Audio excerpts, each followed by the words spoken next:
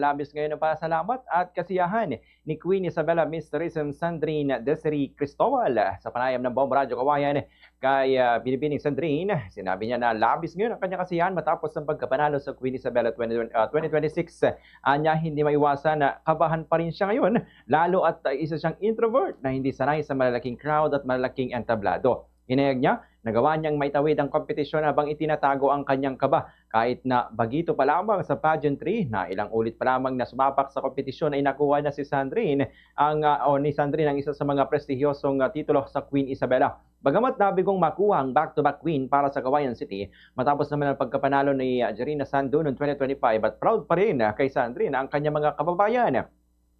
Kung matatandaan, si Sandrine ay isang nurse sa isang pribadong ospital sa Cagayan City, subalit dahil sa pagmamahal niya sa pageantry ay nag-resign siya sa trabaho para makapag-focus sa kanyang paghahanda sa Queen Isabella.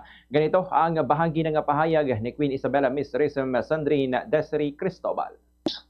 Sa ngayon naman, I think wala pa akong naging meeting sa Queen Isabella organization.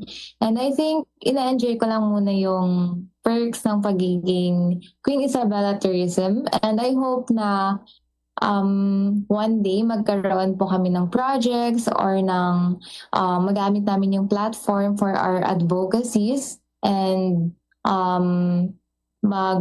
gumawa ng something na new to make something different for Isabella. And I think sa ngayon siguro